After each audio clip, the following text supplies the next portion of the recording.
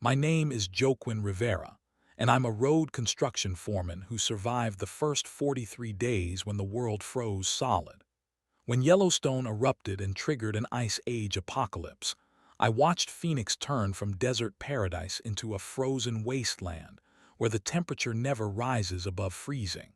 I lost my crew, my city, and maybe my 12-year-old daughter Sophia, who's trapped somewhere in Tucson, 116 miles south through hostile territory and endless ice. This is how I survived when millions didn't, and why staying alive might be the easy part compared to what comes next. Before we start the video, let us know what country you are tuning in from in the comment section below. Perhaps we will make a story there. Let's begin. My name is Joaquin Rivera, and I'm sitting in what used to be a Starbucks on North Central Avenue in downtown Phoenix, Arizona. The temperature outside is negative 12 degrees Fahrenheit. In Phoenix, in what should have been the middle of summer, I can see my breath as I speak these words, and the windows are frosted over so thick I can't see the street. 43 days ago, this was a desert city where the summer heat could kill you. Now it's a frozen wasteland where the cold will kill you faster. I'm a road construction foreman, have been for 16 years. I know every inch of asphalt, every overpass, every utility tunnel and storm drain in this city because my crew and I built half of them and repaired the other half. My hands are permanently stained with tar and calloused from handling heavy machinery. I've operated road rollers, pavers, excavators, and just about every piece of construction equipment you can name. Before the world ended, I managed a crew of 12 good men who trusted me to get them home safe every day. Now most of them are dead, and I'm the one telling their story. July 15th, 2025 started like any other Tuesday morning in Phoenix. We were out on Interstate 10 near Sky Harbor Airport by 5 in the morning, trying to beat the heat that would climb to 118 degrees by noon. Arizona Department of Transportation had contracted us to repave a 2-mile stretch that had been buckling in the extreme temperatures. It was routine work, the kind of job I could do in my sleep after all these years. My crew that morning included Carlos Mendoza, our equipment operator who could make a road roller dance if you asked him to. There was Tommy Briggs, barely 22 and still learning the trade, always eager to prove himself. Frank Castellanos had been doing road work longer than I'd been alive, and he taught me everything I know about reading asphalt and spotting problems before they become disasters. We had Bobby Chen running the supply truck, Maria Santos handling traffic control, and 8 other guys who showed up every day ready to work in conditions that would send most people running for air conditioning. I always told my crew the same thing every morning during our safety briefing. Measure twice, cut once. It's an old carpenter's saying, but it applies to everything we do. You check your equipment twice before you start it. You measure the grade twice before you lay asphalt. You think through every step of the job twice before you commit to it. That kind of perfectionism kept us from having accidents, and it kept the roads we built lasting decades instead of years.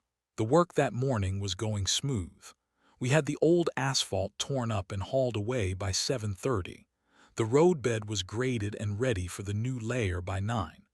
Carlos had the paver lined up perfect, and we were laying down fresh asphalt at a steady pace.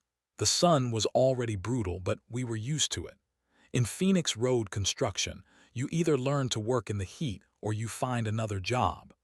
Around 10:15, the radio in our work truck started crackling with emergency broadcasts. I was running quality control, checking the temperature of the asphalt as it came off the paver, when Bobby called me over.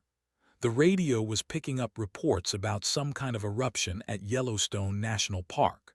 The news was scattered and confusing, but they were saying it was big, really big. Frank laughed when he heard it.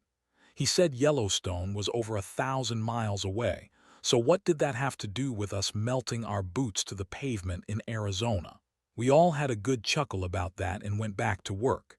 In 16 years of road construction, I'd learned to focus on what was in front of me. Whether politics, disasters somewhere else, they were all just noise. The asphalt didn't care about anything except being laid down right. But Carlos was the first one to notice something was wrong. He shut down the paver around 11 and pointed west toward the mountains. The sky was turning an ugly yellow-brown color, like someone had mixed mustard with dirt and smeared it across the horizon. It wasn't dust, which we saw plenty of during monsoon season. This was different, thicker, and it was moving toward us like a slow-motion wave. The radio kept interrupting regular programming with updates about Yellowstone. They were calling it a supervolcanic eruption, saying ash was being thrown into the atmosphere. The reporters sounded scared, which made all of us nervous because reporters usually try to sound calm even when everything's going to hell. Tommy asked if we should pack up and head back to the shop, but I made the decision to keep working. We had a schedule to meet, and the Arizona Department of Transportation doesn't pay for half-finished jobs. By noon, the first ash particles started falling. They looked like gray snow, except they were heavier and grittier. The ash got into everything. Our equipment started coughing and struggling as the air filters clogged up. The guys were covering their faces with their shirts and complaining about breathing problems. I called a break and told everyone to drink extra water and stay in the shade of the trucks as much as possible. The temperature was starting to drop, which should have been impossible at noon in July. We'd started the day expecting 118 degrees, but my thermometer was reading 105. In normal circumstances, a 13-degree drop would have been a blessing, but nothing about this felt normal. The ash was getting thicker, and the sky was taking on a sickly gray color that made everything look like it was filmed through dirty glass. I tried calling my ex-wife Maria around 12:30 to check on our daughter Sophia. Sophia was 12 years old and staying with her mother in Tucson for the summer. I wanted to make sure they were seeing the same weird weather we were getting in Phoenix, and maybe suggest they stay indoors until whatever this was past. The call went through, but the connection was scratchy. Maria said they could see ash falling in Tucson too, and the local news was telling everyone to stay inside and keep their windows closed. Sophia got on the phone and asked if this had anything to do with the volcanoes she'd been studying in school. I told her it was probably just a dust storm with some volcanic ash mixed in, nothing to worry about. These things always look worse than they are on the news. I promised I'd drive down to visit her once this weather cleared up, maybe take her to see one of the new road projects we were working on south of the city. She liked hearing about the construction work, especially when I explained how we engineered the roads to handle flash floods and extreme heat. By 2 in the afternoon, we had to shut down completely.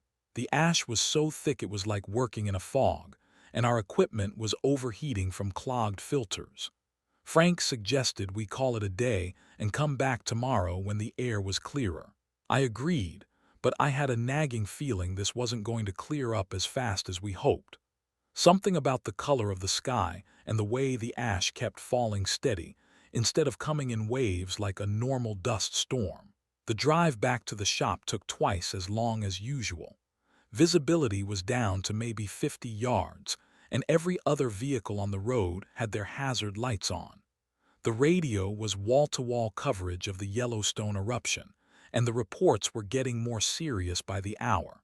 Scientists were saying this was the biggest volcanic eruption in recorded history, that ash was being thrown 20 miles into the atmosphere, that it would take months for the particles to settle. When we got back to the shop, I sent the crew home early and told them to monitor their radios and cell phones. If conditions improved overnight, we'd be back out on Interstate 10 first thing in the morning. If not, we'd wait it out and hope the Arizona Department of Transportation would be understanding about weather delays. In 16 years, I'd never seen anything stop road construction except hurricanes and tornadoes, and we were hundreds of miles from the nearest tornado alley. That evening, I sat in my apartment watching the news coverage and trying to understand what was happening. The reporters were using terms I'd never heard before: volcanic winter, nuclear winter without the nuclear weapons. They showed satellite images of the ash cloud spreading across the entire western United States, and it was massive. The meteorologists were predicting significant temperature drops across multiple states, possibly lasting weeks or even months. I tried calling Sophia again around 7 o'clock, but the call kept dropping. The few times I got through, the connection was so bad we could barely understand each other. I managed to tell her I loved her, and that I'd drive down to Tucson as soon as the roads were safe. She said the ash was piling up on their porch like snow, and her mother was making her stay inside with all the windows closed. The last thing I heard clearly was Sophia asking when the sky would be blue again. By the time I went to bed that first night, the temperature had dropped to 85 degrees. In July, in Phoenix. I'd lived in Arizona my entire adult life, and I'd never seen anything like it. The Weather Service was calling it an unprecedented atmospheric event and advising everyone to stay indoors unless absolutely necessary. They were recommending people stock up on food and water, just as a precaution. The second day, I woke up to find ash piled against my apartment door like snowdrift. The temperature was 78 degrees at 6 in the morning, which would have been cold for a winter morning, let alone mid-July. The radio was reporting similar conditions across Arizona, New Mexico, Colorado, and Utah. The interstate system was partially shut down due to visibility issues and vehicle breakdowns from ash clogging engines and air systems. I called the shop and talked to our dispatcher. The Arizona Department of Transportation was suspending all non-emergency road work until further notice. The ash was making it impossible for construction crews to operate safely, and they were concerned about equipment damage from the abrasive particles. I told my crew to stay home and keep in touch, that we'd get back to work as soon as conditions improved. But conditions didn't improve. Day 3 brought more ash and a temperature of 72 degrees at noon. The power company was reporting scattered outages as ash accumulated on electrical equipment and solar panels. The city was asking residents to conserve electricity and avoid unnecessary travel. Grocery stores were running low on basic supplies because delivery trucks couldn't navigate safely in the reduced visibility. Day 4 was when I started to realize this wasn't going to be a short-term inconvenience. The temperature hit 68 degrees, and the ash was accumulating faster than the wind could blow it away. My apartment complex's swimming pool had a layer of gray sludge floating on top. The palm trees in the courtyard were coated so thick with ash they looked like gray sculptures. I tried driving to the grocery store and had to turn back because I couldn't see the traffic lights through the ash-filled air. The news was getting more dire by the hour. Scientists were revising their estimates upward. Instead of weeks, they were talking about months or even years for the ash to settle completely. The temperature effects could last even longer. They were using terms like global climate impact and agricultural disruption. The stock market was crashing as investors realized this wasn't just a regional weather event. Day 5 brought the first power outages to my neighborhood. The temperature was down to 65 degrees, and ash was shorting out transformers and clogging cooling systems at the power plants. The electric company was rotating outages to try to keep essential services running, but they admitted they were fighting a losing battle. Solar panels, which provided a huge chunk of Arizona's electricity, were essentially useless under the ash-darkened sky. I spent that day checking on my neighbors and helping where I could. Mrs. Peterson across the hall was elderly and didn't have family nearby. I helped her move her refrigerated medications to a cooler with ice and showed her how to use the emergency radio I'd given her. The Ramirez family downstairs had 3 small kids, and their youngest was having breathing problems from the ash in the air. I gave them the dust masks I kept in my truck for construction work. Day 6 was the first time I seriously considered that this might be permanent. The temperature dropped to 62 degrees, and we hadn't seen the sun clearly in almost a week. The ash was piling up against buildings and cars like snow that never melted. Radio reports were coming in from other cities describing similar conditions. Las Vegas was shut down completely. Denver was running emergency shelters for people whose heating systems couldn't keep up with the unexpected cold. I tried calling Sofia every few hours, but the phone networks were overloaded and failing. The few times I got through, the connection was so poor we could barely communicate. Maria managed to tell me they were okay, but running low on food and having trouble staying warm. Their neighborhood had lost power, and they were burning furniture in their fireplace to keep the house heated. I promised I'd find a way to get to them, but privately I was starting to doubt whether that would be possible. Day 7 brought news that changed everything. The governor declared a state of emergency and activated the National Guard. The temperature was 58 degrees at midday, and people were starting to die from exposure. The homeless population, already vulnerable, was being hit hardest. Emergency shelters were overflowing, and the Red Cross was setting up warming centers in schools and community buildings. But it was the infrastructure failures that really scared me. Water treatment plants were having problems with their systems freezing up. Natural gas pipelines were experiencing pressure drops as demand spiked beyond capacity. The electrical grid was failing section by section as equipment overloaded or was damaged by ash accumulation. These were the systems that kept a city of 4 million people alive, and they weren't designed for this kind of sustained crisis. Day 8 was when Phoenix truly started to die. I woke up to find ice forming in the sink of my apartment. Ice. In Phoenix. In July. The temperature had dropped to 55 degrees overnight and wasn't climbing during the day anymore. The radio was reporting that the power grid had suffered cascading failures across the entire metro area. Most of the city was without electricity, and the utility company was saying it could take weeks to restore service even if conditions improved. That morning, I made the decision that would save my life. Instead of sitting in my apartment waiting for someone else to fix things, I decided to use the skills and knowledge I'd spent 16 years developing. I loaded my truck with every piece of emergency equipment I could find. Generators, fuel, tools, first aid supplies, emergency food and water. I knew the city's infrastructure better than almost anyone, and I was going to put that knowledge to work. I also grabbed something that most people wouldn't think of: the detailed infrastructure maps and utility diagrams I'd collected over years of road construction projects. These maps showed the location of every water main, electrical conduit, steam tunnel, and storm drain in the city.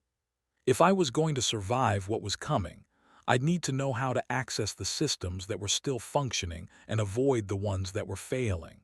The last thing I did before leaving my apartment was try one more time to call Sofia. The phone rang once, then went dead. The cell towers were either down or overloaded. I left a message on Maria's voicemail telling them I was going to find a way to reach Tucson, that I loved them both, and that I'd keep trying to make contact. Then I locked the door and walked away from the only home I'd known for 8 years. That evening, I set up in an abandoned hardware store on the west side of Phoenix, using my construction knowledge to reinforce the building and get the heating system working with a portable generator.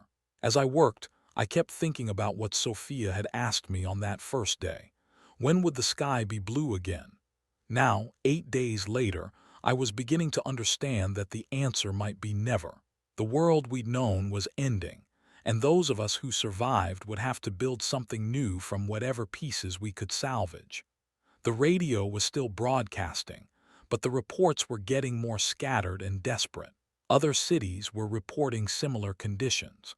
The federal government was talking about mass evacuations and emergency aid, but it was clear they were overwhelmed by the scope of the disaster. This wasn't a hurricane that would pass in a few days or an earthquake where you could bring in help from unaffected areas. This was happening everywhere at once, and we were all on our own. As I settled in for my first night in the hardware store, I could hear voices in the distance. Other people moving around in the darkness, probably looking for shelter and supplies just like I was. Some of them would become allies. Others would become threats. The next few days would determine which was which, and whether any of us would live long enough to see what came after the world ended. Day 9 was when I woke up to a phoenix I didn't recognize. The hardware store I'd chosen for shelter was cold despite the generator running all night. When I looked outside, the streetlights that had been flickering on and off for the past few days were completely dark.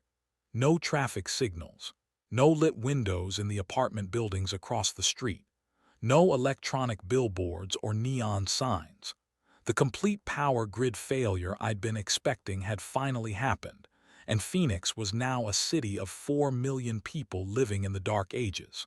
The silence was the most unsettling part. In 16 years of getting up before dawn for construction work, I'd never heard Phoenix this quiet.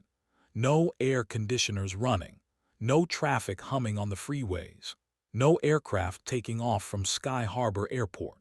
Just the wind blowing ash against the buildings and the occasional distant sound of car engines as people tried to navigate streets without working traffic lights. I spent the morning using my road crew emergency radio to scan frequencies and gather information. Most of the commercial radio stations were off the air, but I picked up scattered emergency broadcasts from the National Weather Service and local authorities. The temperature overnight had dropped to 48 degrees, and they were predicting it would struggle to reach 55 during the day. In Phoenix, in July, the numbers were so far outside normal parameters that part of my brain kept insisting this had to be some kind of mistake. The emergency broadcasts were asking people to conserve water and avoid using natural gas appliances except for emergencies. The water treatment plants were operating on backup power, but they couldn't guarantee service if the electrical grid stayed down much longer. The natural gas system was experiencing massive demand spikes that were threatening pipeline integrity. These were the warnings that told me the city's infrastructure was entering a death spiral. That's when I made my first smart decision since this crisis began. Instead of sitting in the hardware store waiting for someone else to fix the power grid, I loaded my truck with tools and drove to the nearest water utility access point. In all my years doing road construction, I'd learned the locations of every major water main, electrical conduit, and utility tunnel in the city.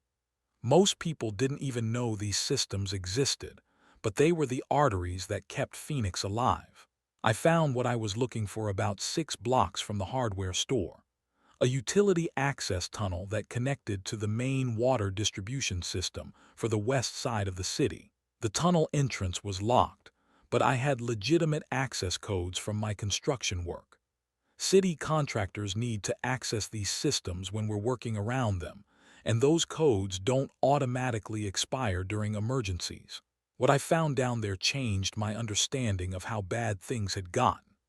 The main water lines were still pressurized and flowing, but the pumping stations that moved water to higher elevations were failing one by one as backup generators ran out of fuel. The computer systems that monitored pressure and flow were dark. The safety systems that prevented contamination were operating on battery power that wouldn't last another day. But I also found something that gave me hope. The old steam tunnels that ran underneath downtown Phoenix were still generating heat from the thermal plant that served the government buildings. These tunnels dated back to the 1950s, and they were built tough enough to survive anything short of a direct nuclear hit. If I could figure out how to access them safely, they could provide warmth for a lot more people than just me. When I climbed back up to street level, I found 3 people waiting by my truck. An elderly Chinese woman named Mrs. Chen, a guy about my age who introduced himself as Jake Morrison, and a young woman in scrubs who said her name was Sarah, and that she was a nurse at Phoenix General Hospital. They'd seen my truck and the official city contractor plates and hoped I might have information about when the power would be restored. I told them the truth. The power grid wasn't coming back anytime soon, and when it did come back, it would be piece by piece over a period of months or years, not days or weeks. The infrastructure damage from the ash and the sudden temperature changes was too extensive for quick repairs. The utility companies were probably focusing their limited resources on critical facilities like hospitals and emergency services, not residential neighborhoods. Mrs. Chen started crying when I explained this. She was diabetic and her insulin was going to spoil without refrigeration. Jake, who turned out to be an army veteran from Iraq, nodded grimly and said he'd figured as much.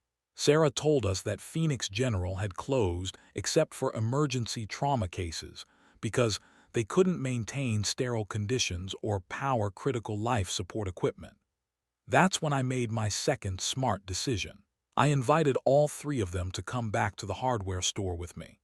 Mrs. Chen needed a warm place to stay and help managing her medical condition. Jake had military training that could be useful for security and survival planning. Sarah had medical knowledge that we were going to need as more people started getting sick from the cold and the ash exposure.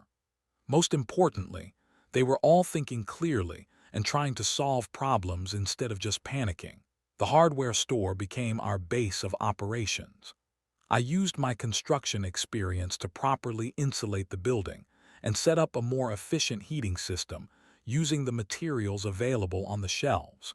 Jake helped me reinforce the entrances and set up a watch schedule in case other survivor groups turned hostile. Sarah organized a medical station using first aid supplies and over-the-counter medications from the store's pharmacy section.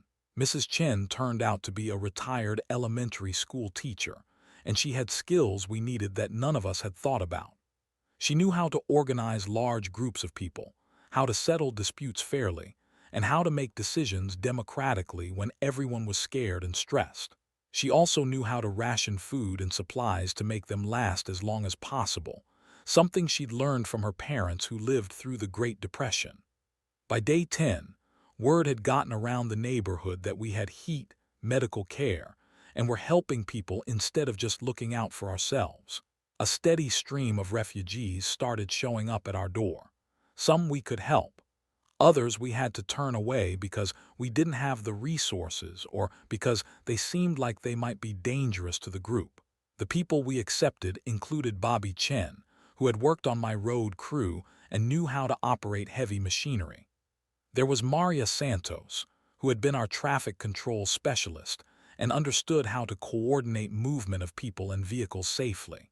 We took in the Ramirez family with their 3 small children because Sarah insisted we couldn't leave kids outside in these temperatures. An elderly man named Frank Castellanos showed up on day 11, and I was relieved to see another member of my original crew had survived. But we also had to make hard choices. A group of 5 men showed up on day 12 demanding we share our generator fuel with them. They were aggressive and wouldn't explain where they were staying or what they were doing for other people.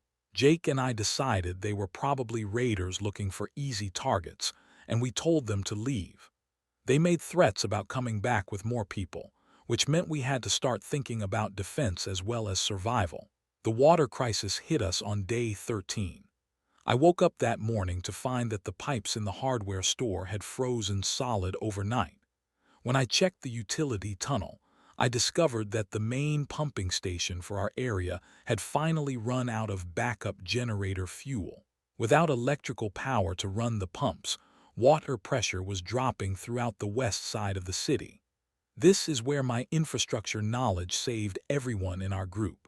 Most people would have assumed that no water pressure meant no water, but I knew better. The city's water system has multiple redundant pathways and emergency connections that most people don't know about. I'd worked on enough underground utility projects to understand how the whole system connected together. I took Jake and Bobby with me to explore alternative water sources. We found an access point to the old aqueduct system that brings Colorado River water into the Phoenix metro area. The aqueduct was still flowing, because it operates on gravity feed from higher elevations.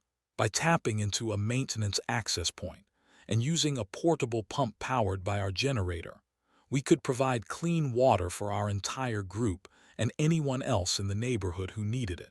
Word spread quickly that we had found a reliable water source. Day 14 brought a dozen new people to our group, including 2 more families with children. We were up to 23 people total, which was pushing the limits of what the hardware store could accommodate. I had to make the decision to start rationing everything more strictly: food, fuel, water, even space to sleep. Mrs. Chen helped me set up a fair system where everyone contributed work in exchange for their share of resources. But it was also day 14 when we had our first death. An elderly man named Henry Morrison, no relation to Jake, had been staying with a family down the street. He'd been having breathing problems from the ash in the air, and his condition got worse when the temperature dropped.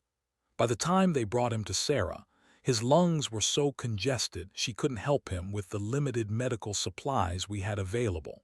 I helped dig Henry's grave in the frozen ground behind the hardware store. It took 4 hours with construction tools because the earth was harder than concrete. As we worked, Jake told me about the survival training he'd received in the Army. He said the most important lesson was that in a survival situation, people die in a predictable order. First the very young and very old, then people with chronic medical conditions, then people who can't adapt their thinking to the new reality. That evening, I gathered everyone in the main area of the hardware store for our first group meeting. I explained that Henry's death was probably the first of many we'd see over the coming weeks and months.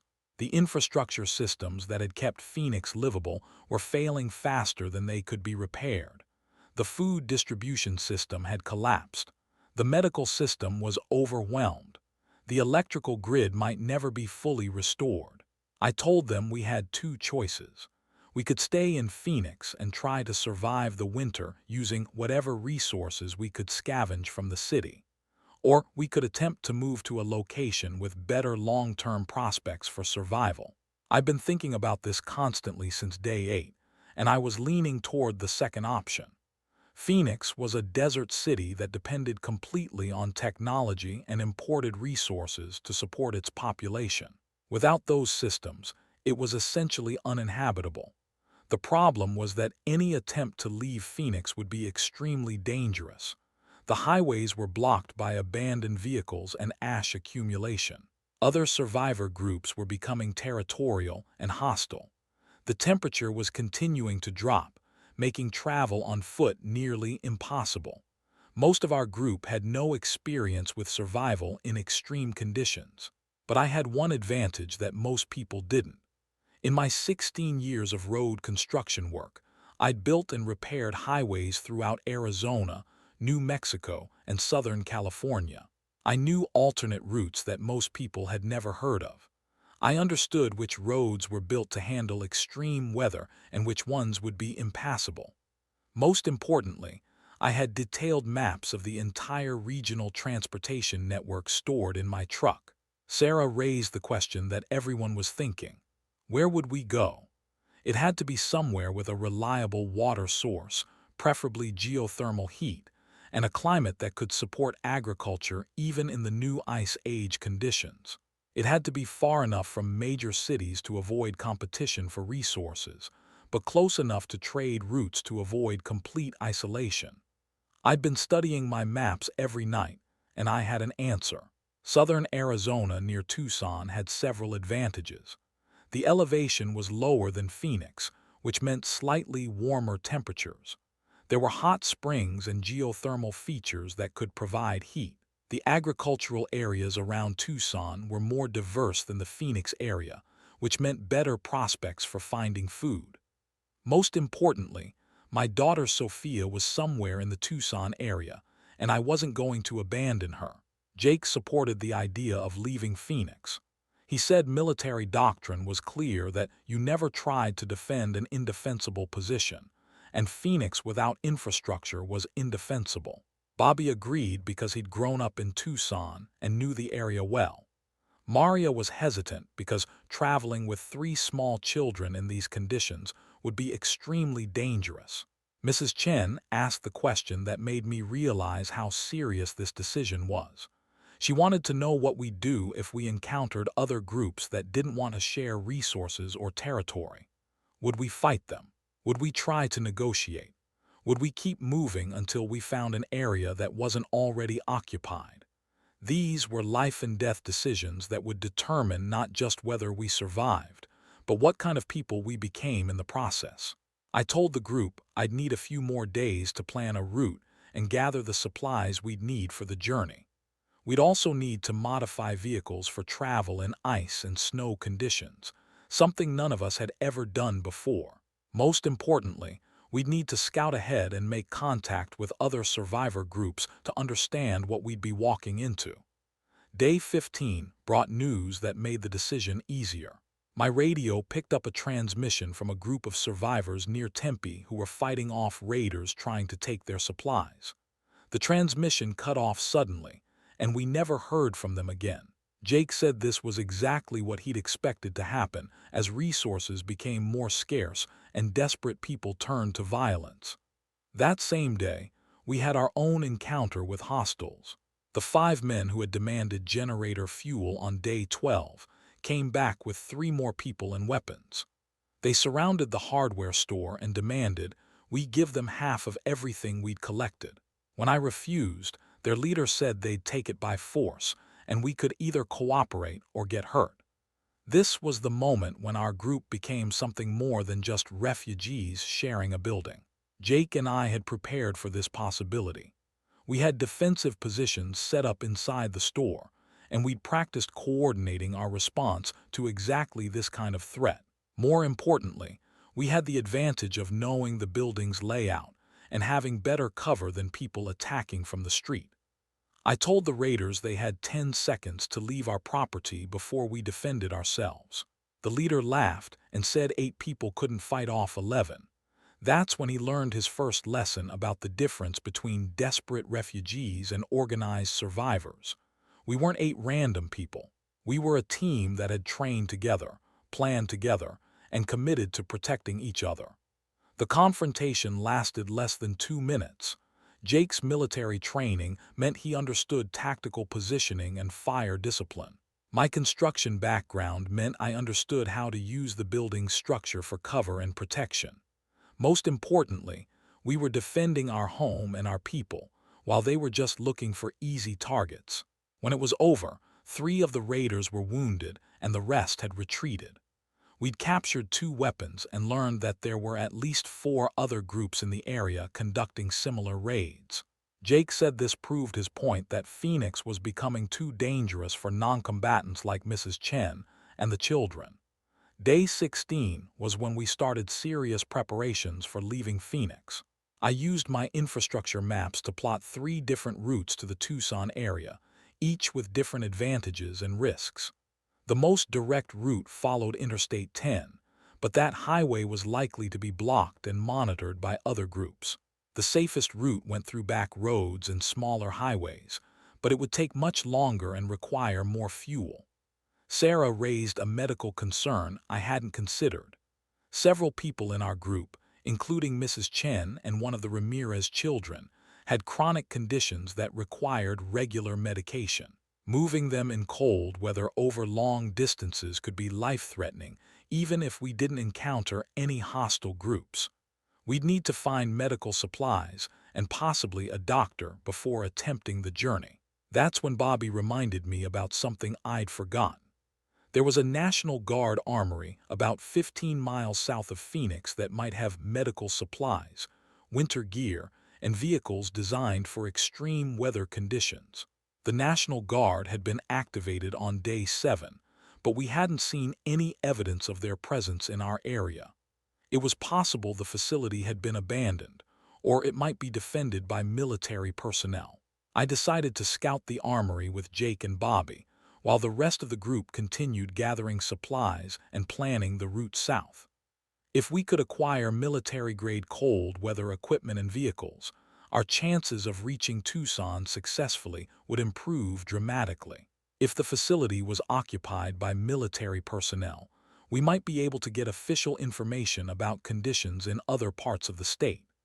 The drive to the armory took 3 hours because we had to navigate around abandoned vehicles and ash drifts that blocked major roads. What we found there changed everything. The facility had been hastily evacuated, leaving behind massive amounts of equipment and supplies that were exactly what we needed for long-distance travel in extreme conditions.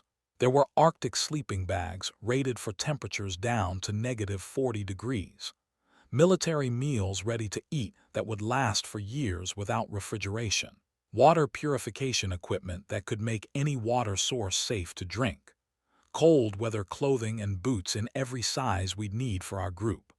Most importantly, there were 2 military vehicles designed for Arctic conditions that could carry all 23 members of our group plus supplies. But as I loaded supplies into one of the military trucks, I found something that made me realize the full scope of what we were facing. A stack of official reports and communications that the departing soldiers had left behind. These documents described conditions throughout Arizona and the surrounding states. Phoenix wasn't unique. Every major city in the region was experiencing infrastructure collapse and social breakdown. The federal government was focusing its limited resources on a few strategic locations and essentially abandoning everywhere else. One report mentioned organized survivor communities forming near Flagstaff and Tucson, but it also described widespread raiding and territorial conflicts between different groups. The document estimated that 90% of Arizona's population would not survive the first winter unless conditions improved dramatically. Even if the volcanic ash stopped falling immediately, it would take years for agricultural production to recover and decades for infrastructure to be fully rebuilt. When we returned to the hardware store that evening, I called another group meeting. I showed everyone the military supplies we'd acquired and explained that we now had the equipment needed to attempt the journey to Tucson. But I also shared the information from the government reports about how widespread the collapse had become. Mrs. Chen asked the question that I'd been dreading. If 90% of the population wasn't going to survive, what made us think we'd be among the 10% who did? I told her the truth. We had advantages that most people didn't.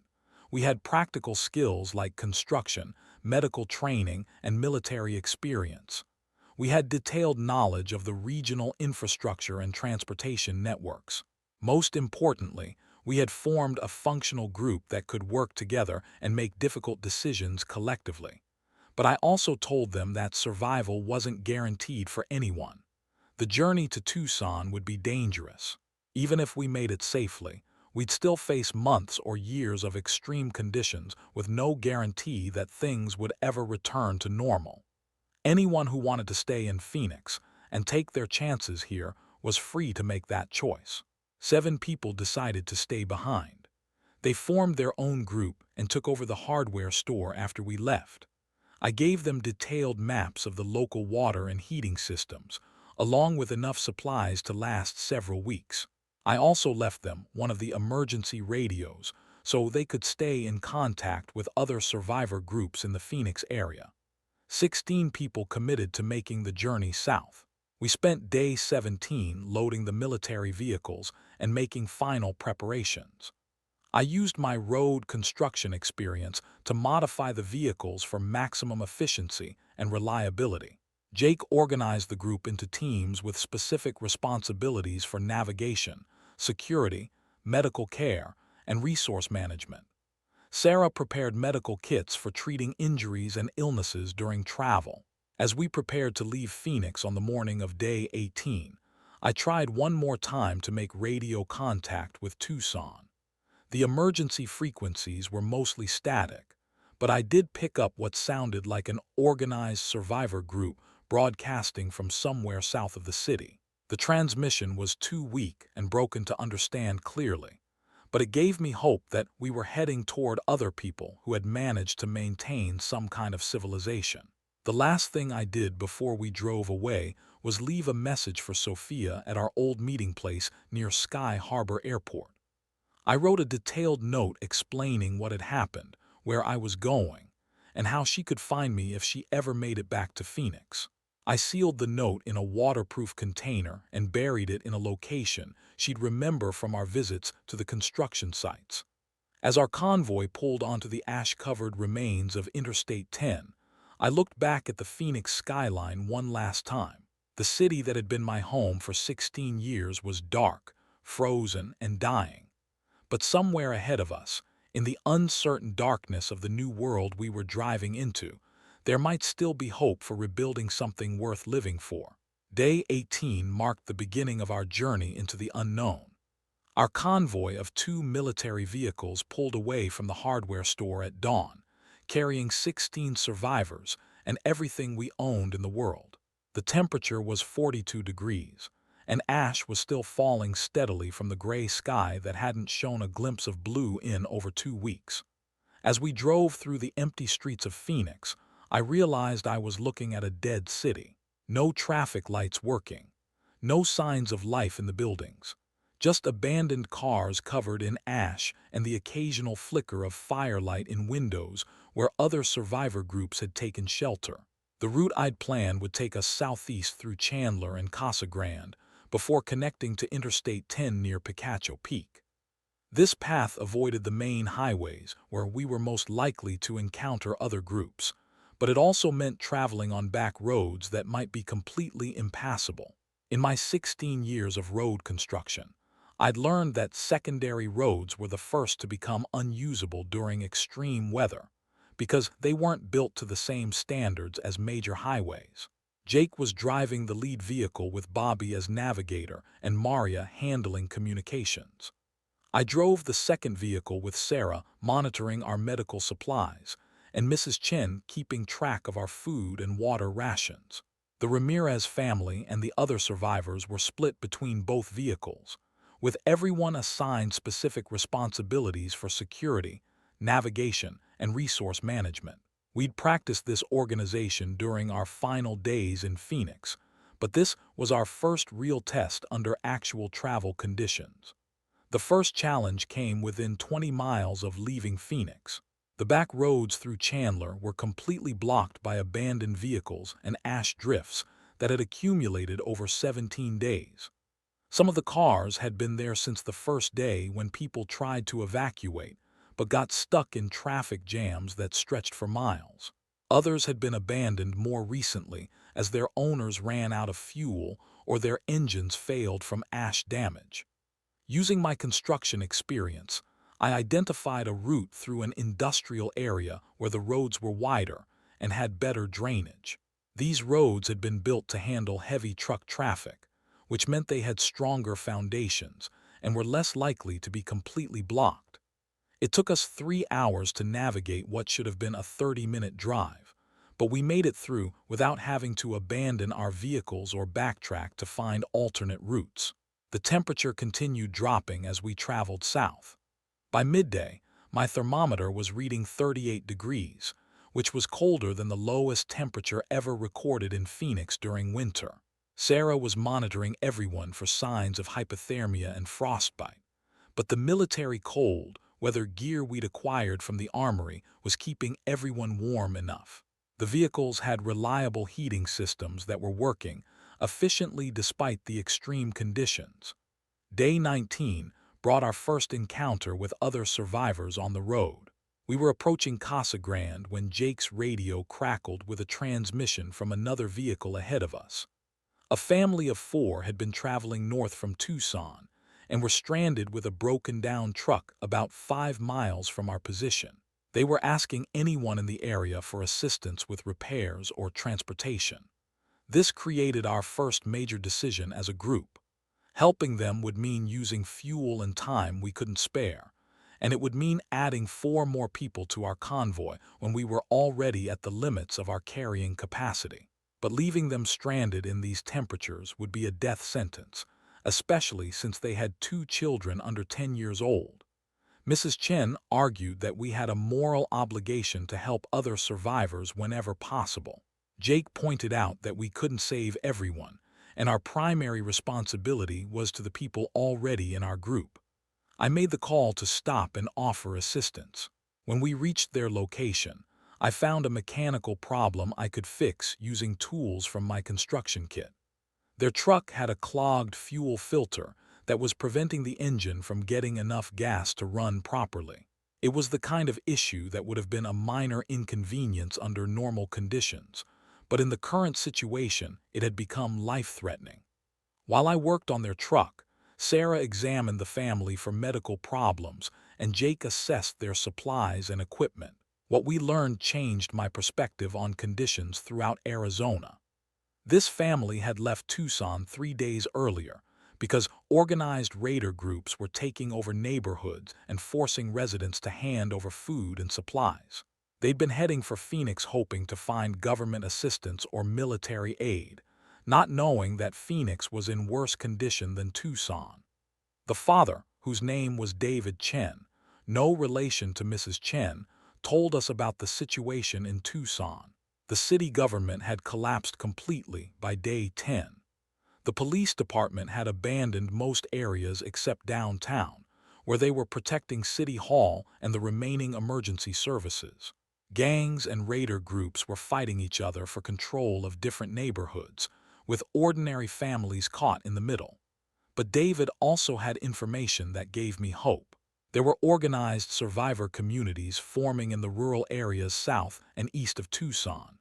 These groups were made up of people with practical skills like farming, construction, and medical training.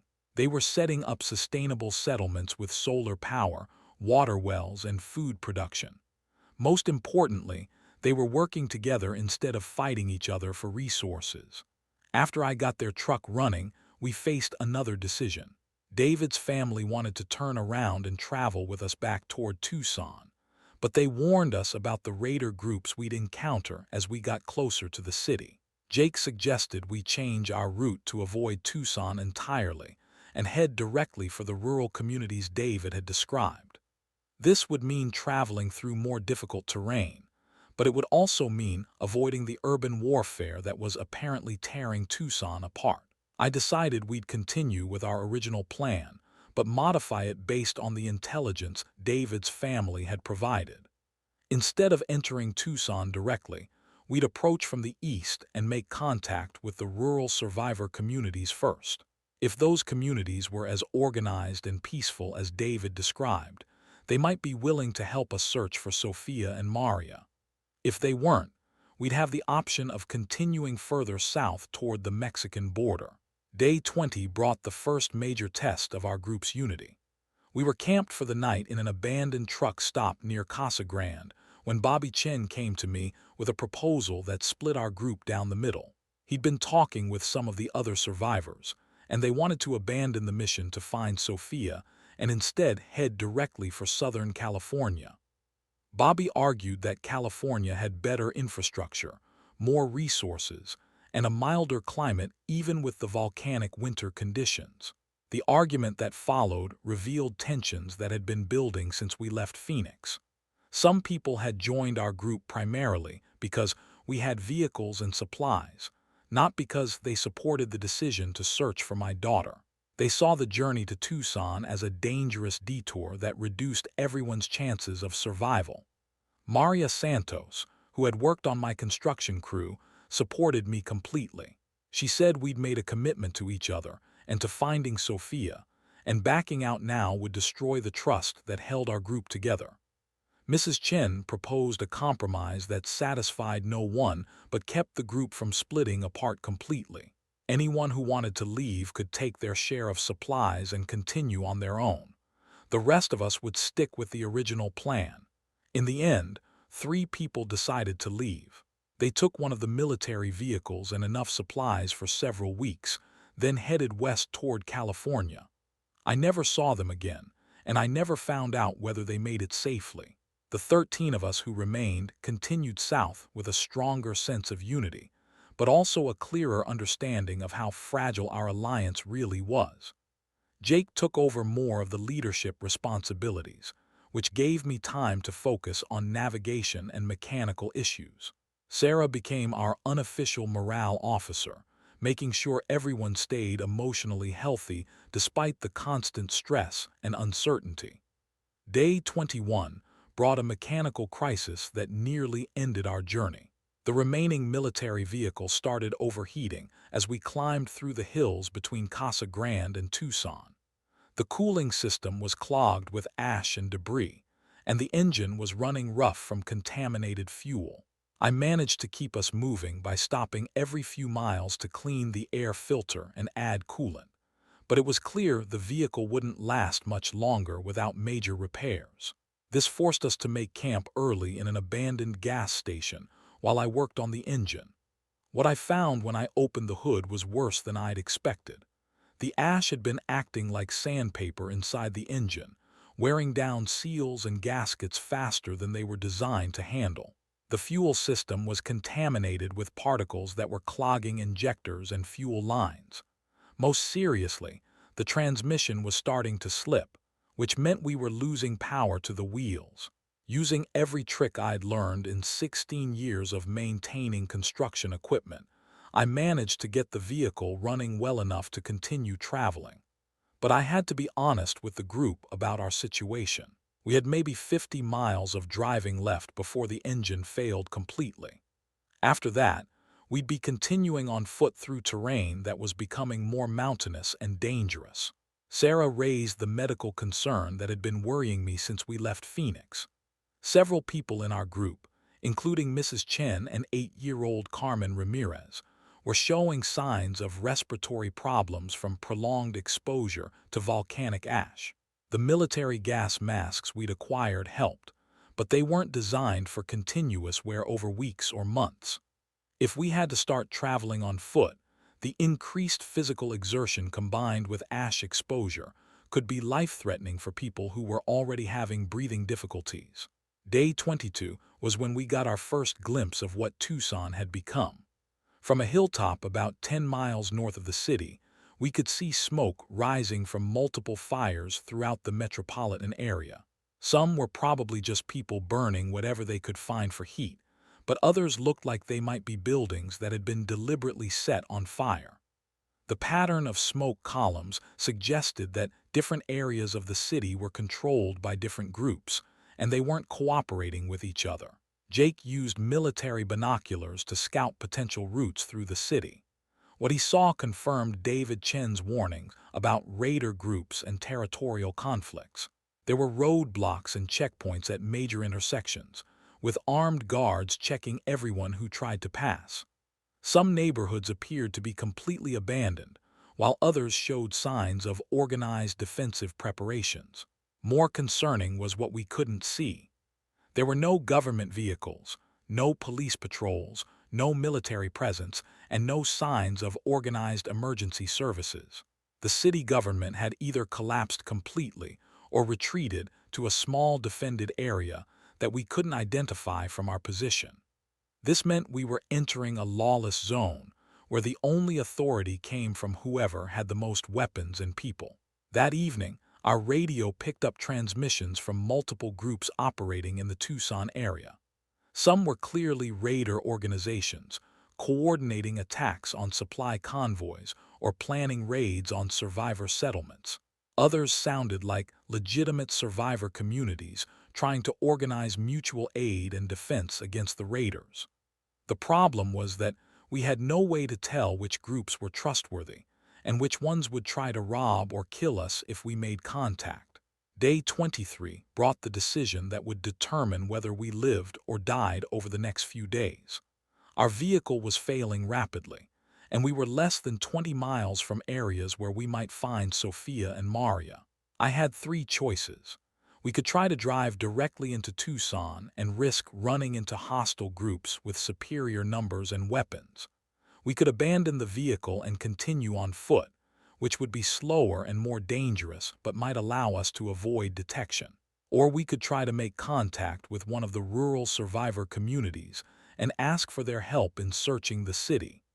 I chose the third option, but with a modification that came from my construction experience. Instead of approaching any settlement directly, we'd scout them first to determine which ones were genuinely peaceful and which ones might be dangerous. I knew how to move through unfamiliar territory without being detected, skills I'd learned from years of surveying remote construction sites where you needed to identify potential problems before committing equipment and personnel. Jake supported this approach because it matched military reconnaissance tactics. Sarah was concerned about the time delay, but she agreed that walking into the wrong settlement could get everyone killed. Mrs. Chen reminded us that Sophia and Maria had been surviving for 23 days already, which meant they'd found shelter and resources somewhere. A few more days of careful planning might mean the difference between finding them alive and walking into a trap that got everyone killed. We spent day 24 conducting reconnaissance of 3 different rural communities east of Tucson. The first settlement was clearly a raider base disguised as a farming community. They had too many weapons, too many military-age men, and not enough women, children, or elderly people. The second community looked legitimate but seemed to be barely surviving themselves, with limited resources and no capacity to help additional people. The third community changed everything. It was located in a valley about 15 miles southeast of Tucson, built around a natural hot spring that provided both heat and clean water. The settlement included about 60 people with a good mix of ages and skills.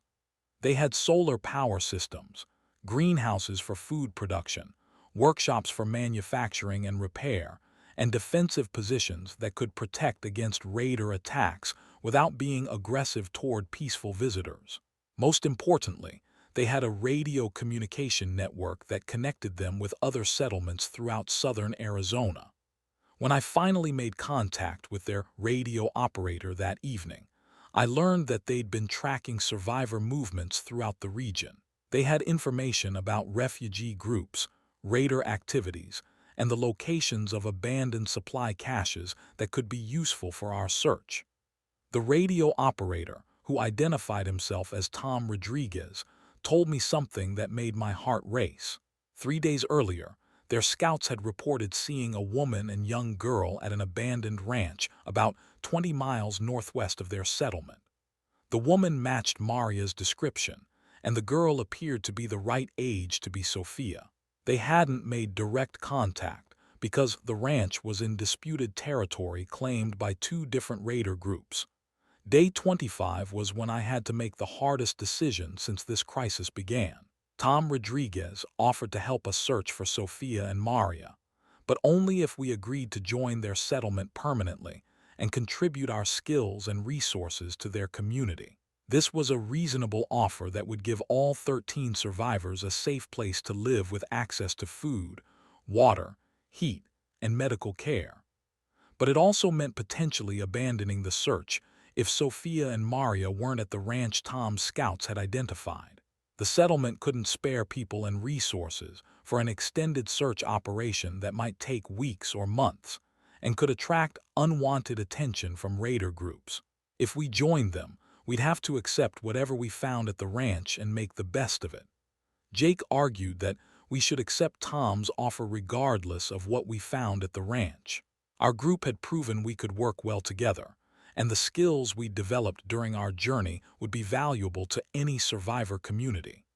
Sarah agreed, pointing out that we were running low on medical supplies and would need access to better facilities soon if we wanted to keep everyone healthy.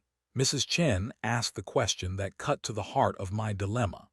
If Sophia and Maria weren't at the ranch, would I be able to accept that and focus on building a new life with the people who had trusted me to lead them safely to this point?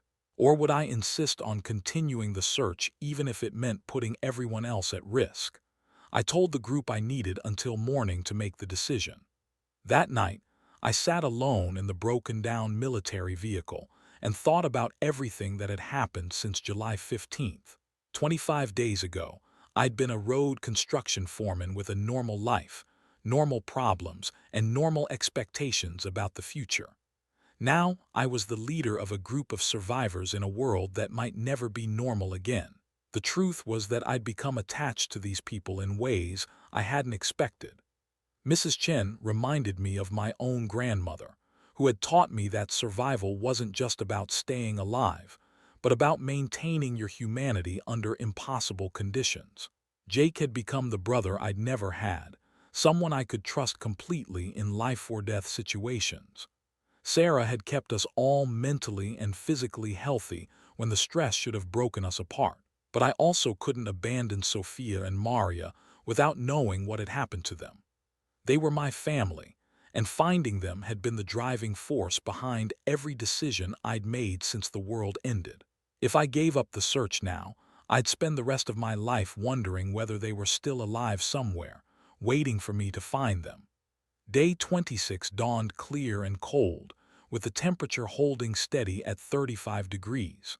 The ash had finally stopped falling, and for the first time in almost a month, I could see blue sky through breaks in the gray clouds. It felt like a sign that things might be changing, that the worst of the crisis might be behind us. I gathered the group and told them my decision. We'd accept Tom Rodriguez's offer to join his settlement, but first we'd participate in one search mission to the ranch where Sophia and Maria might be located. If we found them, we'd all join the settlement together. If we didn't find them, I'd accept that they were either dead or beyond my ability to locate, and I'd commit completely to building a new life with the people who had become my chosen family. The relief on everyone's faces told me I'd made the right decision. We spent the morning preparing for what would be our final search mission. Jake organized our remaining weapons and ammunition. Sarah prepared medical kits for treating injuries in the field.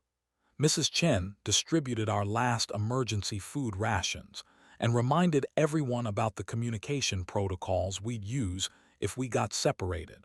As we prepared to abandon our failing vehicle and continue on foot toward Tom Rodriguez's settlement, I realized that our journey was entering its final phase. In a few days, we'd either find Sophia and Maria, or we'd have to accept that they were gone forever. Either way, the desperate search that had driven me for 26 days was about to end, and whatever came next would require different skills, different priorities, and different definitions of success and failure. The morning sun broke through the clouds as we loaded our packs and began walking southeast toward the settlement that might become our new home. Behind us, the abandoned military vehicle sat silent and cold, another piece of the old world that we were leaving behind. Ahead of us lay the unknown territory where the next chapter of our survival story would be written. Day 27 began with our 13-person group walking through frozen desert terrain that looked like nothing I'd ever seen in 16 years of Arizona construction work. The volcanic ash had mixed with overnight frost to create a gray, crystalline landscape that crunched under our boots with every step. The temperature was holding steady at 32 degrees, which was manageable with our military cold weather gear. But the physical effort of hiking with full packs was taking its toll on everyone. We were following a route Tom Rodriguez had provided through his radio communications, avoiding the main roads where raider groups conducted regular patrols. The path took us through washes and canyons that would normally be bone dry, but now contained ice formations where flash flood channels had frozen solid. My construction experience helped me identify stable ground and safe crossing points, but the terrain was slowing us down more than I'd anticipated. Mrs. Chen was struggling with the pace despite her determination to keep up. At 72 years old, she was in remarkable shape for her age, but hiking through rough terrain with a 40-pound pack was pushing her beyond her limits. Sarah was monitoring her blood sugar levels and making sure she stayed hydrated, but it was clear we'd need to take more frequent breaks if we wanted to keep the group together. By midday, we reached our first checkpoint, a small cave system where Tom's people had cached emergency supplies. What we found there gave me confidence that we were dealing with a well-organized community that planned for contingencies. The cache included fresh water, emergency food, first aid supplies, and detailed maps of the area showing both safe routes and known danger zones. More importantly, the cache included recent intelligence reports about raider activity in the region. Tom's scouts had been tracking two major groups that were fighting each other for control of the approaches to Tucson. The larger group, which they called the Red Mountain Raiders, had about 40 members with military weapons and vehicles. They'd taken over several abandoned neighborhoods and were demanding tribute from any survivor groups that wanted to pass through their territory. The smaller group was more dangerous despite having fewer people. They called themselves the Desert Wolves, and they specialized in ambush attacks on refugee convoys and isolated settlements. Unlike the Red Mountain Raiders, who seemed to follow some kind of code about not killing people unnecessarily, the Desert Wolves had a reputation for violence that served no practical purpose. They killed people even when robbery would have been more profitable. The intelligence reports included specific information about the ranch where Sophia and Maria might be located. It was situated in a contested zone between the two raider groups, which explained why Tom's people hadn't attempted direct contact. Any movement in that area would likely be detected by scouts from both organizations, and neither group was known for asking questions before shooting. Jake studied the maps and tactical reports while we rested in the cave. His military experience told him we were walking into a situation that could go bad very quickly. The ranch was located in a valley with limited escape routes, surrounded by high ground that would give any hostile forces significant advantages. If we were detected approaching the ranch, we'd be trapped in a killing zone with nowhere to run. But Jake also identified opportunities that a less experienced person might have missed. The raider groups were focused on controlling roads and supply routes, not on patrolling empty desert areas. If we approached the ranch from the east through difficult terrain that vehicles couldn't navigate, we might be able to reach it undetected. The challenge would be getting there and back without leaving tracks that could be followed to Tom's settlement. Day 28 brought our first direct encounter with the new reality of post-collapse Arizona. We were crossing a dry creek bed about 5 miles from the ranch when Bobby Chin spotted movement on the ridge line above us. 3 men with rifles were watching our group through binoculars, and they'd positioned themselves to control the only easy exit from the creek bed. Jake immediately signaled for everyone to take cover behind rocks and debris while he assessed the situation.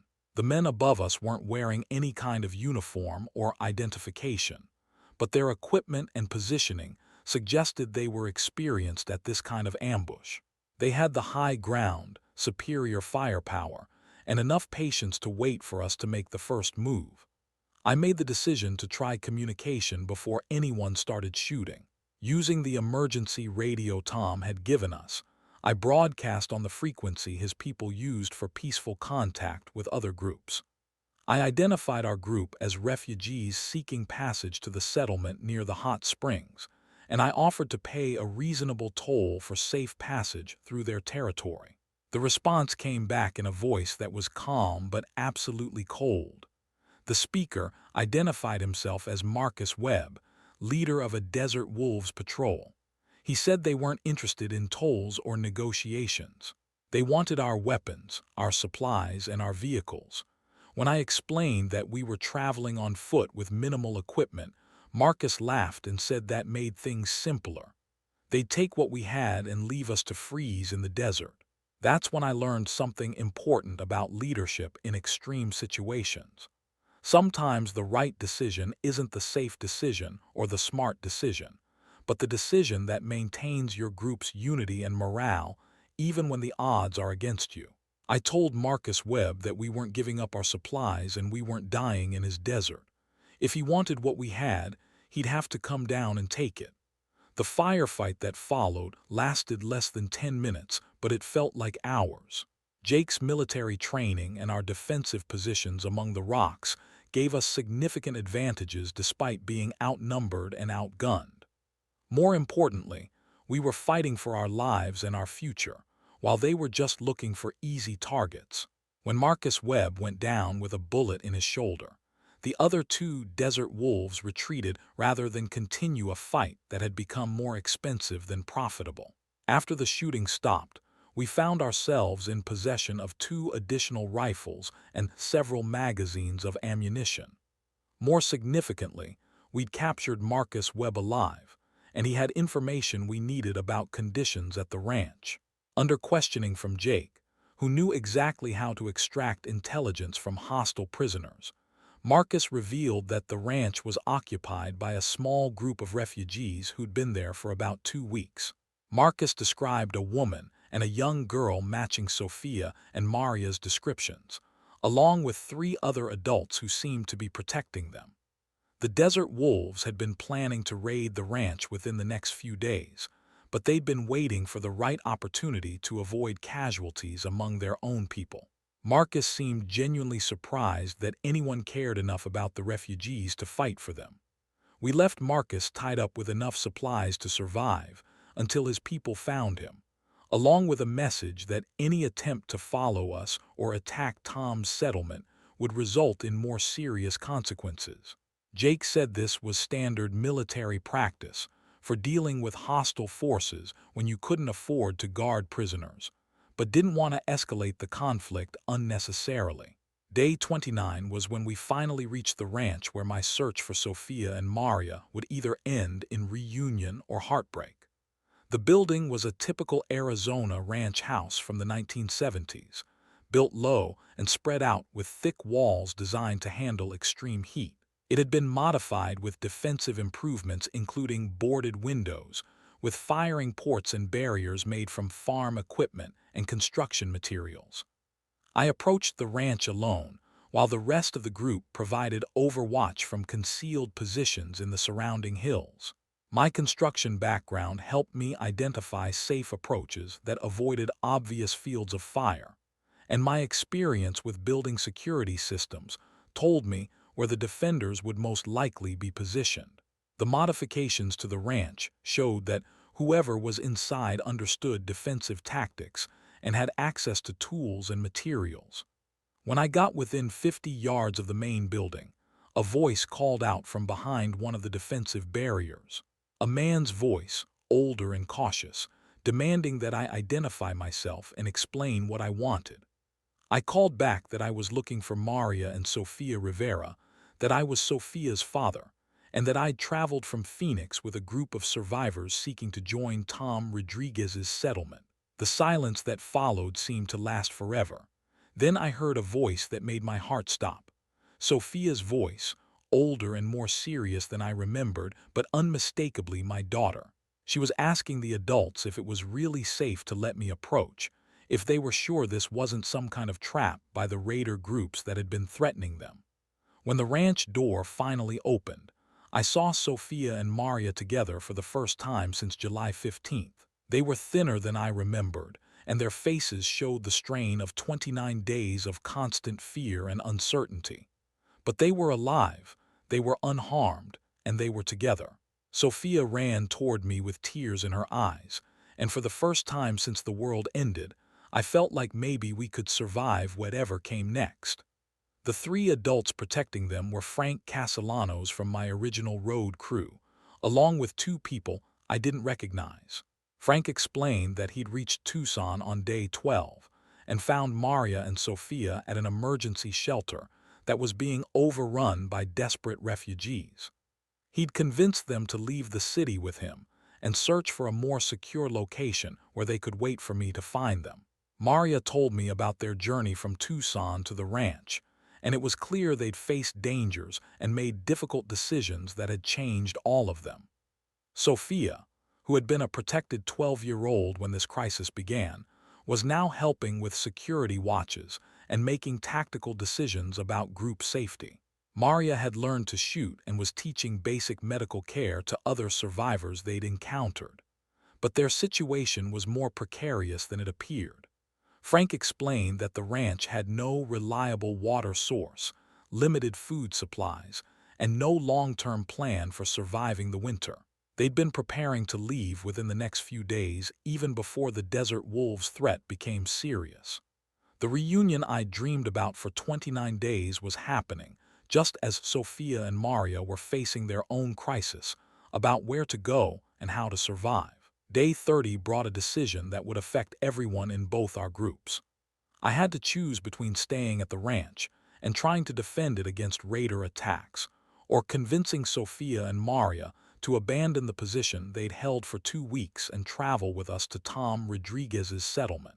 The ranch felt like home because it was where I'd finally found my family, but strategically, it was indefensible against organized attacks. Frank supported the move to Tom's settlement, but he raised concerns about traveling with such a large group through territory controlled by hostile forces. We now had 18 people total, including children and elderly individuals who couldn't move fast or fight effectively if we were attacked. The route to Tom's settlement would take us through at least 2 areas where we might encounter raider patrols. Sophia surprised me by arguing strongly for leaving the ranch immediately. She'd been listening to radio communications between the raider groups, and she'd figured out that the desert wolves were planning their attack for day 32. She'd also heard transmissions suggesting that the Red Mountain Raiders were planning to expand their territory in our direction. Staying at the ranch meant fighting both groups eventually, and we didn't have the weapons or people to win that kind of conflict. Maria agreed with Sophia's assessment, but she wanted guarantees about the safety and legitimacy of Tom's settlement before committing our family to another dangerous journey. She'd learned to be suspicious of promises during their weeks of survival, and she wasn't going to risk Sophia's life based on radio communications from people we'd never met face to face. That evening, I made radio contact with Tom Rodriguez and arranged for 2 of his people to meet us at a neutral location, halfway between the ranch and his settlement. This would allow Maria and Frank to assess the settlement's representatives and decide whether they seemed trustworthy. It would also give Tom's people a chance to evaluate our group and confirm that we weren't raiders trying to infiltrate their community. Day 31 was our last full day at the ranch, and I spent it learning about everything Sophia and Maria had experienced during our separation. Their stories filled in gaps in my understanding of how the collapse had affected different parts of Arizona and different types of people. While I'd been focused on infrastructure failures and resource management, they'd been dealing with social breakdown and the complete collapse of institutional authority. Sophia told me about the emergency shelter in Tucson, where desperate people fought over food and supplies, while city officials abandoned their responsibilities and fled to secure locations. She'd seen children separated from their parents, elderly people left to die when medical supplies ran out, and ordinary citizens turning violent when they realized no one was coming to help them. Maria described the journey from Tucson to the ranch as a constant series of impossible choices between helping other people and protecting Sophia. They'd encountered families with young children who were clearly dying from exposure and hunger, but taking them along would have used resources that Sophia needed to survive. They'd seen isolated survivors being hunted by raider groups, but intervening would have revealed their own location and put Sophia at risk. These stories helped me understand that our successful journey from Phoenix to the ranch wasn't just the result of good planning and useful skills. We'd also been lucky in ways that other survivor groups hadn't been. We'd avoided the worst of the social breakdown by leaving Phoenix early, before competition for resources became violent. We'd had military equipment and weapons that deterred attacks by less organized groups. Most importantly, we'd maintained group unity and shared purpose when other groups were falling apart under stress. Frank filled in details about the raider groups that helped me understand the broader situation throughout southern Arizona. The Desert Wolves and Red Mountain Raiders weren't unique organizations, but representatives of a pattern that was developing across the region.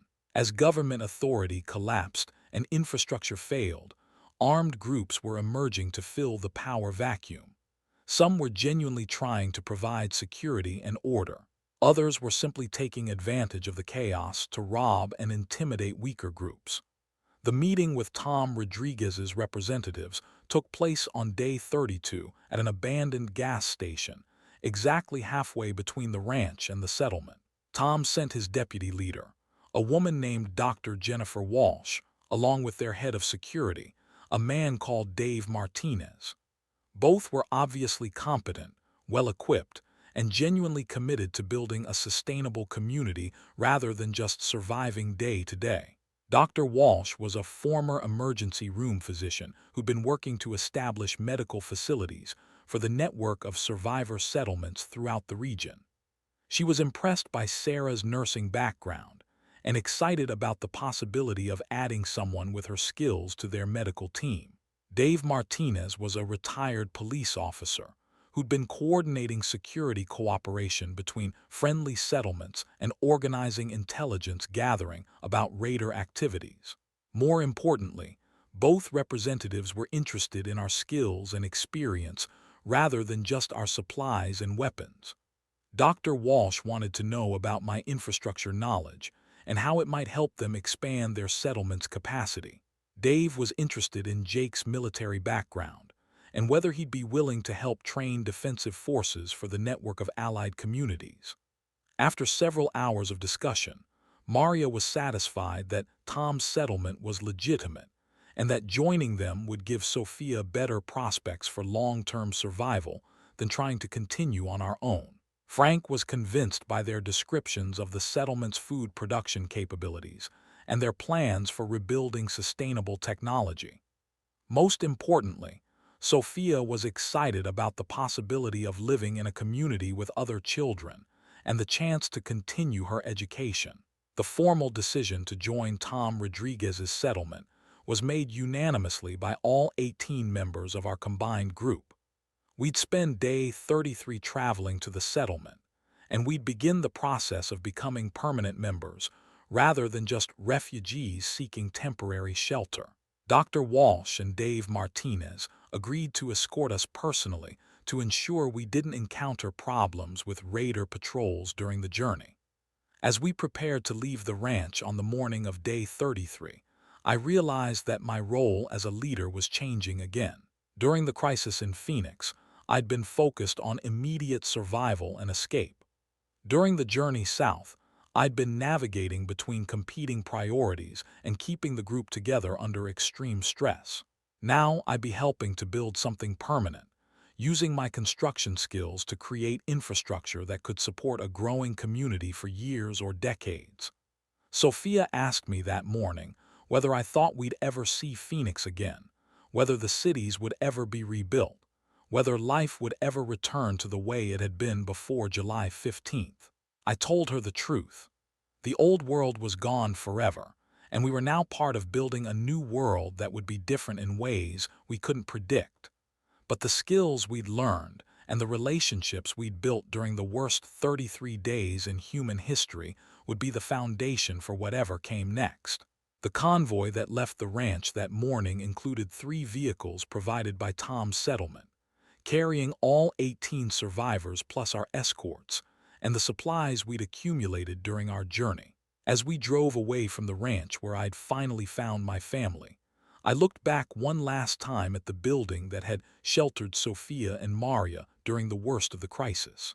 Then I turned toward the windshield and focused on the road ahead, leading toward the settlement that would become our new home. Day 34 brought our convoy to Tom Rodriguez's settlement just as the afternoon sun was breaking through the ash-filled clouds for the first time since July 15th.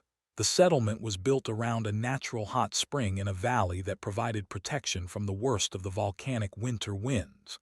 As we drove through the perimeter defenses, I counted solar panel arrays, greenhouse structures, workshops, and residential buildings that showed this community had been planning for long-term survival rather than just day-to-day existence. Tom Rodriguez met us at the main gate personally, and I could see immediately why his settlement had survived and grown while other communities had failed. He was a former city planner from Tucson who understood infrastructure systems, resource management, and the kind of organization needed to support 60-plus people through an extended crisis. More importantly, he'd assembled a leadership team with complementary skills that covered everything from agriculture to defense to medical care. The settlement tour that followed showed me engineering solutions I wished I'd thought of during our time in Phoenix. They'd tapped the geothermal energy from the hot springs to provide heating for all the buildings and greenhouses. Solar panels and wind generators provided electrical power that was stored in battery systems salvaged from electric vehicles. Most impressively, they'd constructed underground water storage and distribution systems that would remain functional even if surface facilities were damaged by raider attacks. Dr. Jennifer Walsh showed us the medical facilities that had been established in a converted barn. She'd managed to salvage equipment from abandoned hospitals and clinics throughout the region, creating a treatment center that could handle everything from routine injuries to emergency surgery. Sarah was visibly excited as Dr. Walsh explained their plans to establish a regional medical network connecting survivor settlements across southern Arizona. Dave Martinez took Jake and me on a tour of the defensive preparations that protected the settlement from the raider groups that controlled much of the surrounding territory. The perimeter included both passive barriers and active defense positions that could be manned quickly if the settlement came under attack. More importantly, they'd established communication and mutual aid agreements with 4 other settlements, creating a network that could coordinate responses to major threats. But it was the conversation with the children that really convinced me we'd made the right decision. Sophia spent the afternoon with 6 other kids ranging in age from 8 to 16, and for the first time since July 15th, I saw her smile and laugh the way she had before the world ended. The children in the settlement had established their own education program taught by former teachers like Mrs. Chen, and they were learning practical skills alongside traditional subjects. The integration process began on day 35 with individual meetings between each member of our group and the settlement's leadership council. They needed to understand our skills, our experiences, and our willingness to commit to the community's long-term success. More importantly, they needed to assess whether we'd fit into their established social structures and decision-making processes. My meeting with Tom Rodriguez and the council lasted several hours and covered everything from my construction background to my leadership experience during the journey from Phoenix. They were particularly interested in my knowledge of infrastructure systems and whether I'd be willing to help them expand the settlement's capacity to support additional refugees. Tom explained that they'd been approached by delegations from 3 other survivor groups seeking to join the community, but they needed better housing and resource systems before they could accommodate more people. I proposed a construction project that would use my road building experience to create permanent infrastructure for the expanding community. We could build new housing using materials salvaged from abandoned buildings throughout the region. We could improve the water and electrical systems to handle larger populations. Most importantly, we could construct transportation infrastructure that would connect the settlement with allied communities and resource sites. Jake's meeting focused on security and defense planning. Dave Martinez wanted him to help establish training programs for the settlement security forces and to assist with intelligence gathering about raider activities in the region. Jake was enthusiastic about the opportunity to put his military skills to constructive use, but he also raised concerns about the increasing organization and aggressiveness of groups like the Desert Wolves and Red Mountain Raiders. Sarah's integration was the simplest because her nursing skills were desperately needed immediately. Dr. Walsh offered her a leadership position in the medical program and the opportunity to help establish healthcare services for the network of allied settlements. Sarah accepted eagerly, and within hours she was already working with patients who'd been waiting for professional medical care. Mrs. Chen was offered a position coordinating the educational programs for children and adults throughout the settlement. Her teaching background and organizational skills made her perfect for managing the knowledge transfer that would be crucial for the community's long-term survival. She was particularly excited about establishing libraries and technical training programs that would preserve essential skills and information. Day 36 was when I learned about the larger strategic situation that would determine whether our settlement survived or became another casualty of the post-collapse chaos. Tom Rodriguez called a community meeting to share intelligence reports about developments throughout Arizona and the surrounding states. What I heard that evening changed my understanding of how widespread and permanent the changes really were. The federal government had essentially abandoned most of the western United States, except for a few strategic locations around military bases and major ports. FEMA was operating refugee camps in Texas, Colorado, and California, but they had no resources to provide assistance to isolated communities like ours. The state government of Arizona had collapsed completely, with the governor and most officials evacuating to federal facilities out of state. More significantly, the volcanic winter conditions were proving to be more severe and longer lasting than even the worst-case scientific predictions. Temperature readings from around the world showed that the ash cloud was blocking enough sunlight to trigger a global climate shift that could last for years or even decades. Agricultural production had collapsed across multiple continents, which meant that trade and supply chains wouldn't be restored even if transportation infrastructure could be rebuilt. Tom explained that our network of allied settlements was part of a larger movement of survivor communities that were forming throughout the American West. These communities were developing new forms of organization and technology adapted to the post-collapse reality. Instead of trying to restore the old systems that had failed, they were creating sustainable alternatives that could function independently of government support or global supply chains. But we were also facing coordinated threats from raider organizations that were growing larger and more sophisticated every week. Intelligence reports suggested that some of these groups were being organized by former military personnel who understood tactics and strategy. They weren't just random collections of desperate people anymore, but disciplined forces with long-term plans for controlling territory and resources. The Red Mountain Raiders had expanded their operation to include recruitment drives in refugee camps and attacks on isolated settlements.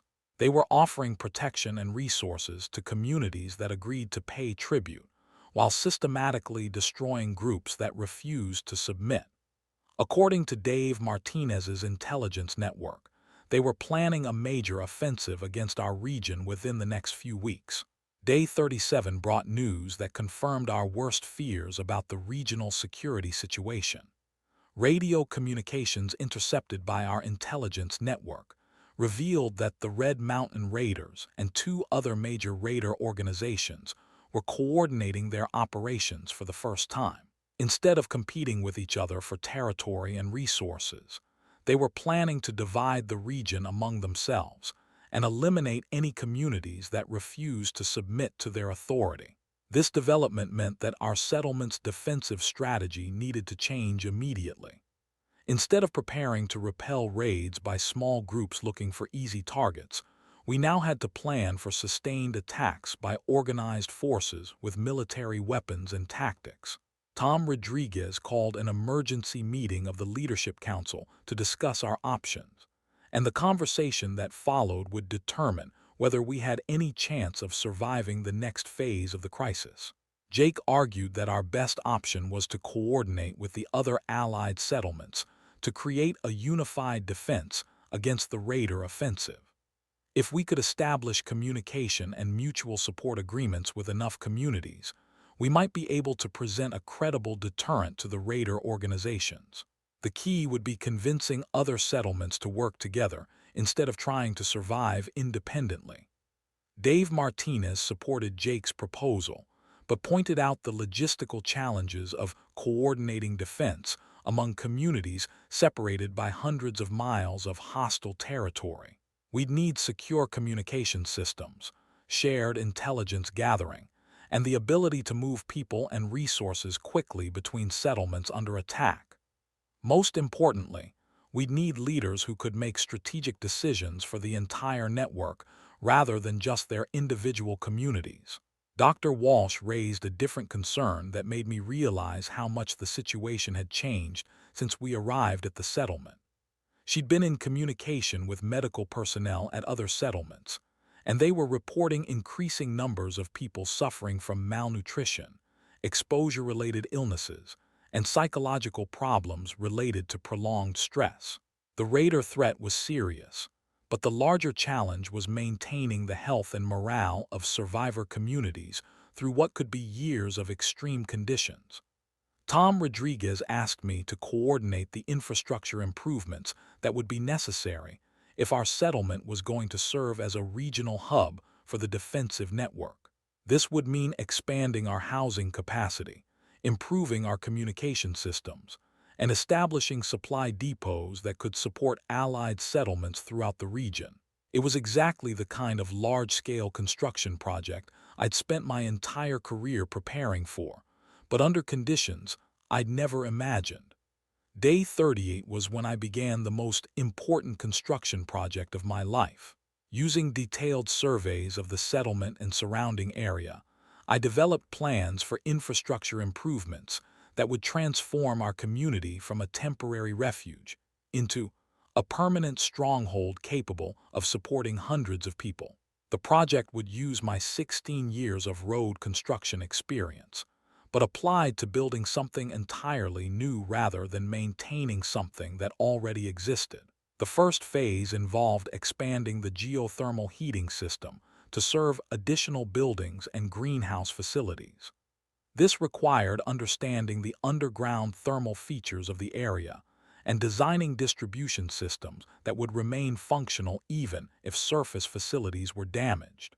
I worked with settlement members who had backgrounds in plumbing and electrical work to create systems that were both efficient and resilient. The second phase focused on communication infrastructure that would connect our settlement with allied communities throughout the region. We needed radio relay stations positioned on high ground around the valley, along with backup power systems and redundant communication pathways. Jake contributed his military communication experience, while I handled the construction and engineering aspects of the installations. Sophia surprised me by asking to help with the construction work. She'd been learning practical skills from other children in the settlement, and she wanted to understand how the systems that kept the community running actually worked. I was proud to teach her the same lessons about precision and planning that had guided my entire career. Measure twice, cut once. Think through every step before you commit to it. Build things that will last long enough for the next generation to improve on them. Day 39 brought the first test of our improved defensive preparations. A desert wolves patrol approached the settlement's perimeter and demanded to speak with our leadership about establishing tribute arrangements. This was the same type of intimidation tactic they'd used successfully against other communities. But our response demonstrated how much our capabilities had improved since the early days of the crisis. Dave Martinez and Jake coordinated a response that showed the desert wolves we were prepared to defend ourselves without appearing aggressive enough to provoke an immediate attack. They established communication with the patrol leader while positioning security teams in concealed defensive positions throughout the settlement. The message was clear. We were willing to talk, but any attempt at intimidation or violence would be met with organized resistance. The Desert Wolves patrol leader, who identified himself as Captain Morrison, explained that his organization was offering protection services to settlements throughout the region. Communities that agreed to pay monthly tribute in food, supplies, and weapons would be protected against raids by other groups. Communities that refused would be considered hostile and subject to immediate attack. Tom Rodriguez's response was diplomatic but firm. He explained that our settlement was part of a mutual defense network with other communities, and that any attack on our community would result in coordinated retaliation against Desert Wolves' positions throughout the region. He offered to discuss trade agreements and peaceful coexistence, but made it clear that we would not submit to tribute demands or allow our people to be intimidated. Captain Morrison's reaction told us everything we needed to know about how the raider organizations had changed since the early days of the crisis. Instead of the random violence and chaotic leadership we'd encountered with Marcus Webb, The Desert Wolves now showed evidence of military-style organization and strategic thinking. Morrison retreated without making immediate threats, but he made it clear that our refusal to cooperate would have consequences. Day 40 was when we received intelligence that changed our understanding of the timeline we were facing. Radio intercepts revealed that the coordinated Raider offensive was scheduled to begin within 72 hours, targeting 6 settlements simultaneously across southern Arizona. Our community was identified as a priority target because of our location, resources, and the leadership role we'd taken in organizing defensive cooperation among allied settlements. This intelligence came from Sarah Rodriguez, no relation to Tom, who had infiltrated a Red Mountain Raiders recruitment meeting in the ruins of Tucson. Sarah was a former police detective who'd been working undercover to gather information about Raider operations and recruitment strategies. Her report revealed that the Raider organizations had detailed intelligence about our defenses, our leadership, and our relationships with other settlements. The coordinated offensive was designed to overwhelm individual settlements before they could request or receive assistance from allied communities. The Raiders had studied our communication networks and planned attacks that would disable our ability to coordinate mutual defense. Most seriously, they'd identified key leaders in each settlement and were planning targeted assassination attempts to create confusion and leadership failures during the attacks. Jake immediately implemented emergency security protocols that included relocating key leaders to secure positions and establishing redundant command structures that could function even if primary leaders were killed or captured. Tom Rodriguez, Dr. Walsh, Dave Martinez, and I were all moved to different locations within the settlement and assigned bodyguards who would remain with us throughout the crisis. Day 41 was spent in intensive preparation for the assault we knew was coming within 24 to 48 hours. Every adult in the settlement was assigned specific responsibilities for defense, evacuation, or essential services. Children and elderly community members who couldn't participate directly in defense were moved to secure underground shelters near the geothermal plant, where they could survive even if surface facilities were overrun. I spent the day making final adjustments to the defensive infrastructure we'd constructed over the past week. The communication systems were tested, and backup power sources were confirmed operational. Defensive positions were reinforced and supplied with ammunition, water, and medical supplies for extended combat. Most importantly, escape routes were prepared and marked so that essential personnel could evacuate to Allied settlements if our defenses were breached. Sophia came to me that evening and asked whether I thought we would survive the attack that everyone knew was coming. I told her the truth. We'd done everything possible to prepare for this assault, and our chances were better than they would have been a week ago or a month ago. But survival wasn't guaranteed for anyone, and the next few days would test everything we'd learned about working together under extreme pressure. Maria spent the day helping Dr. Walsh prepare medical facilities for treating combat casualties. She'd learned enough basic medical skills during our journey to serve as an assistant during emergency surgery, and she understood that the medical team would be crucial for keeping defenders functional during what could be a prolonged siege. Her calm competence under pressure had become one of our community's most valuable assets. Day 42 began at 4 in the morning when our perimeter sensors detected movement from multiple directions around the settlement. The coordinated assault that we'd been expecting was finally beginning, and the communication intercepts we'd been monitoring confirmed that similar attacks were starting simultaneously against our allied settlements throughout the region. The initial phase of the attack followed exactly the pattern Jake had predicted based on his military experience. Small teams attempted to disable our communication systems, while larger forces moved into position for the main assault. Our defensive preparations worked exactly as planned, with the communication disruption attempts failing and our security teams maintaining contact with each other and with allied settlements. But the scale of the assault was larger than even our worst-case planning had anticipated. Instead of the 40 to 50 attackers we'd expected, radio intercepts suggested that over 100 raiders from multiple organizations were participating in the attack on our settlement alone. This meant that the raider offensive was even more coordinated and better resourced than our intelligence had indicated.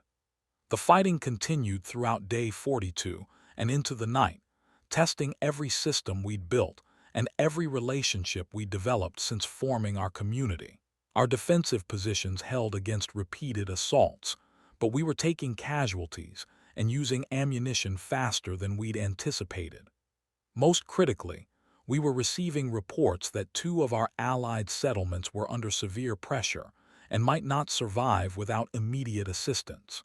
Day 43 brought the resolution of the crisis, but not in the way any of us had expected. At dawn, our radio operators picked up transmissions indicating that federal military forces were finally responding to the breakdown of civil authority in Arizona. A Marine Corps unit operating from California had been ordered to restore order in the region and was systematically engaging raider forces throughout southern Arizona. The arrival of federal military forces changed the tactical situation immediately. The raider organizations that had seemed so formidable when they were fighting isolated settlements were no match for professional soldiers with air support and heavy weapons. By noon on day 43, the coordinated offensive had collapsed completely, with raider leaders either dead, captured, or in full retreat toward Mexico.